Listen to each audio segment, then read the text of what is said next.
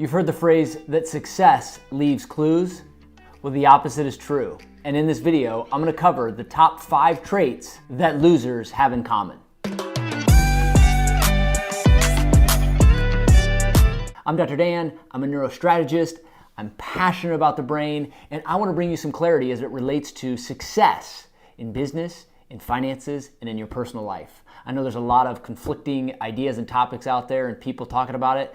I want to bring you some truth so you can think and build your dreams into reality. And a quick reminder and a little ask of you, drop a comment below, hit the like button. I will reply, believe me. So yes, I did say losers, and yes, I am going there. And here's the kicker. I want to cover the top 5 traits that losers have. Now, particularly as it relates to influencing people and leading people and just building your success. And so, like I said, success does leave clues. And the opposite occurs, that unsuccessful people also leave clues. The first key is being aware. You're gonna change anything, you need to have awareness around it. And that's what I wanna point out to, because if you're aware of these things, then you can change. And the beautiful part is, this has nothing to do with good looks, it has nothing to do with genetics, and it has nothing to do with how smart you are. The first trait that unsuccessful people have relates to gratification. The unsuccessful need it right now, right here. There is no delay. And so you've heard this said before, that delayed gratification is a key element to success. And it is. So it turns out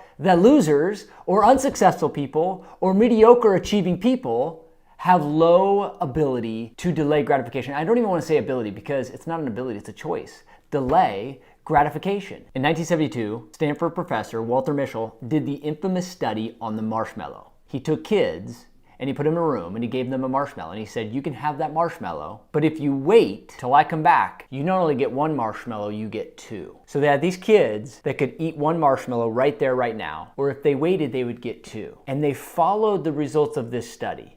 Those who had waited, delayed gratification, and got 2 marshmallows, they measured and evaluated their success over a lifetime. It turns out their SAT scores were increased. They had lower drug use, lower substance abuse, lower obesity.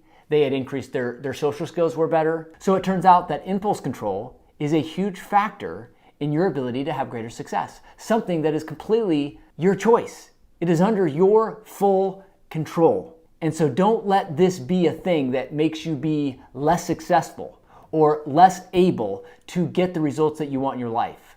Don't be a loser. Right? So impulse control, delay gratification, that's number 1. Number 2, most commonly found in unsuccessful people was that they were not avid readers. You've heard this before, leaders are readers. And it turns out that the most successful people read a lot. And it's not so much the act of reading, it's that they're learners. They have a desire and a commitment to be a lifelong learner.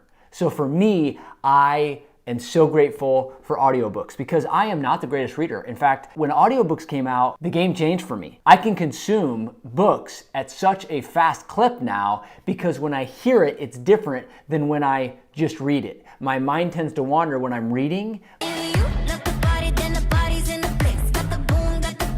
But when I'm listening, it's a whole different ballgame. So I can get through a lot of books. The point being, successful people have a yearning, have a desire to learn. And so if you want to be successful, you got to check yourself. Are you and do you have a desire to learn? Are you a reader? Do you consume podcasts and videos and educational things that will allow you to go to the next level? A mentor of mine once said best. He said, the greatest investment you can have is in your skills and in your knowledge, because they cannot be taken from you. And so successful people invest in their skills and in their knowledge. That is recession-proof. You become recession-proof when you become more knowledgeable and more skillful. It was once said that if you divided all the money in the world evenly amongst everyone, within 7 years, the people that had it will have it again. Meaning the wealthy people will eventually have the money again, or a greater distribution of the money, because they are learners, because they provide value, because they're creative. And so when you commit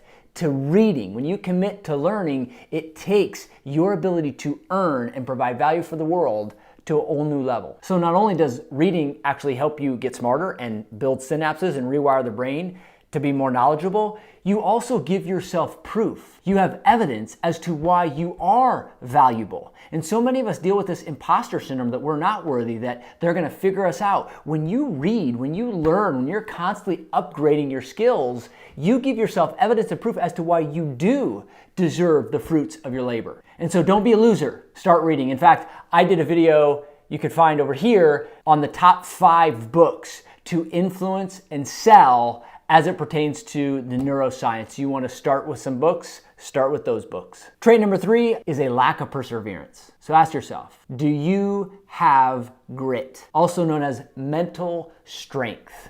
So I study Navy SEALs. I've read many books on what they do, how they do it, and why they do it.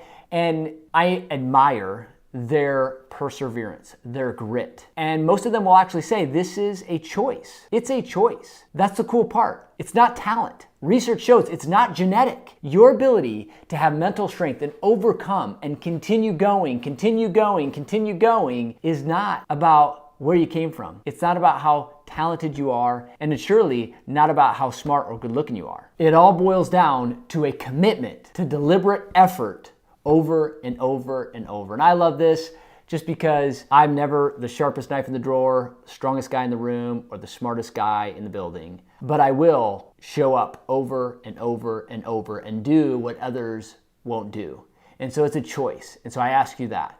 If you want greater success, what are you willing to sacrifice? Trait number 4, an inability to communicate. And I don't even like to say inability. Some people say that. I don't say that. I say it's a lack of commitment to learning communication, because anybody can learn it. It's just that the most successful people take the time to master communication, knowing that you got to move people. You got to know how to inspire and influence people. If you're going to be successful in any endeavor that involves business or leadership, you have to know how to move people. So communication comes down to a few simple things. Number 1, you got to know that 93% of it is nonverbal.